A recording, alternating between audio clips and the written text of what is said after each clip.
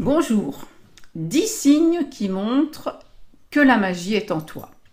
Le monde magique est composé de l'ensemble des phénomènes dits incompréhensibles que l'on passe le plus souvent sous silence ou que l'on met dans la poubelle des illusions, comme les synchronicités, les apparitions d'êtres non charnels, les états d'éveil ou les expériences unitaires, etc. J'ai expérimenté ces états amplifiés de conscience de manière naturelle, car ils sont naturels.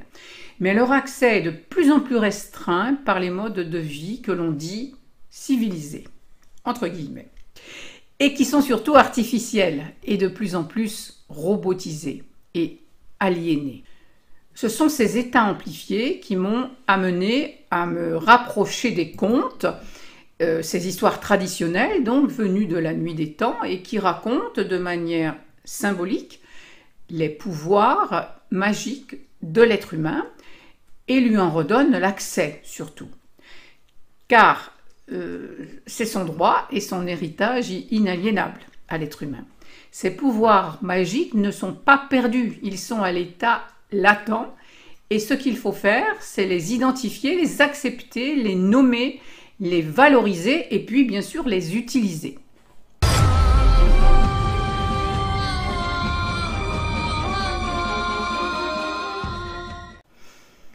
Je suis Elisandre du blog Le Royaume Amoureux et j'accompagne à retrouver les pouvoirs magiques légitimes qui, je te le dis en toute sincérité, t'ont été dérobés au fil de ton éducation. L'éducation dans notre enfance est le remake de ce qui est arrivé à l'homme depuis des millénaires.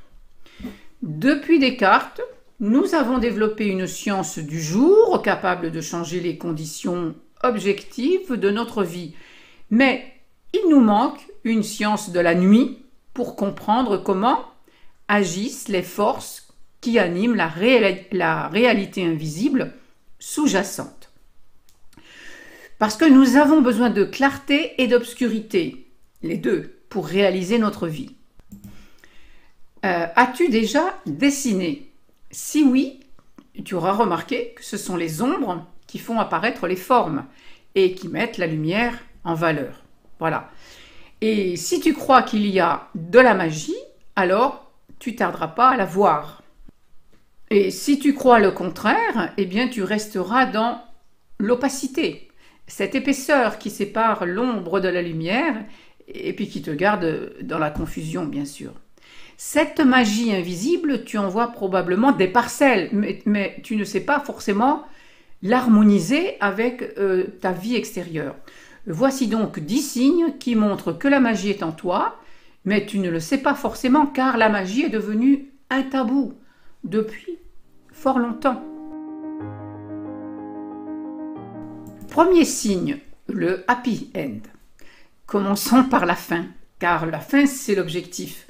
Eh bien, tu crois que tant qu'une histoire n'a pas une fin heureuse, le happy end, donc c'est que ce n'est pas la fin.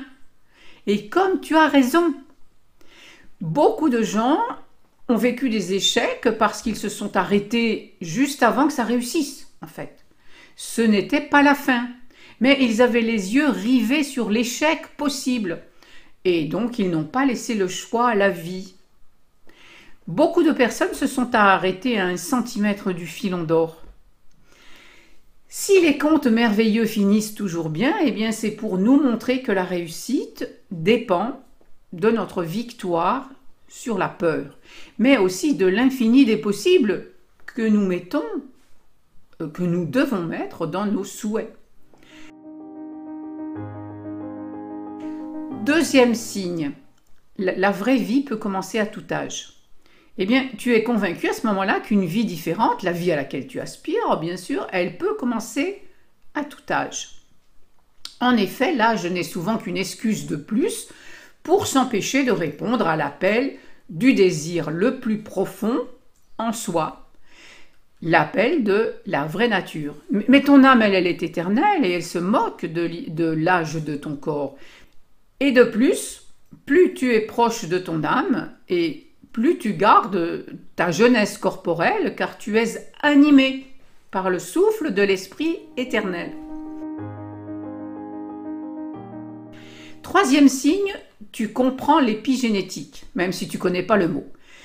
Et tu sais alors que ce ne sont pas tes gènes qui dictent ton futur, mais ce que tu fais de tes gènes.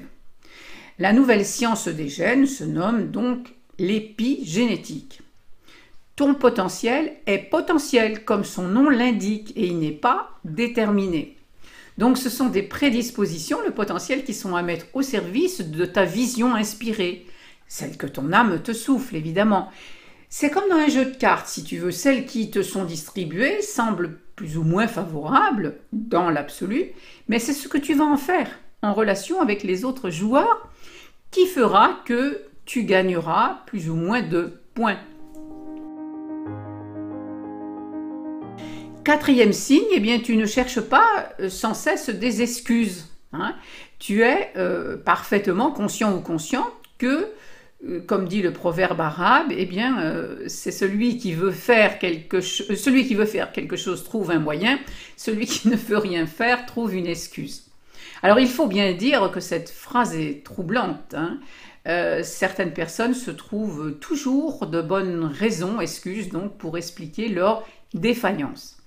On peut être persuadé que l'on fait tout ce qu'il faut pour atteindre ses buts de vie. Pourtant, si on est honnête avec soi-même, eh bien, on peut entendre résonner dans sa tête des voix gentiment moqueuses, dire par exemple, peu importe pourquoi tu es en retard, tu es en retard. Peu importe pourquoi tu n'as pas fait telle ou telle chose, le fait est que ce n'est pas fait. Cinquième signe, tu n'es pas atteint de la victimite. Alors ça, c'est une maladie courante.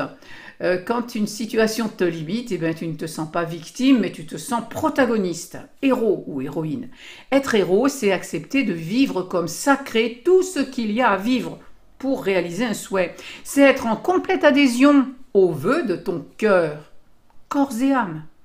La personne qui ne se sent pas victime, eh bien, elle accepte ce qui arrive, mais elle ne se résigne pas au malheur, évidemment. Hein. Tant qu'elle se révolte et ne peut admettre que ce qui lui arrive est bien là, eh bien, elle est dans une attitude de victime, car elle subit. Voilà. Et par contre, si elle reconnaît que la situation est ce qu'elle est, et qu'il va bien falloir en tenir compte, eh bien, elle commence à adopter une attitude plus mature et plus responsable. Alors, elle se sert de son pouvoir d'être humain, ces fameux pouvoirs magiques, et elle se sert de la pensée, la parole et de son instinct.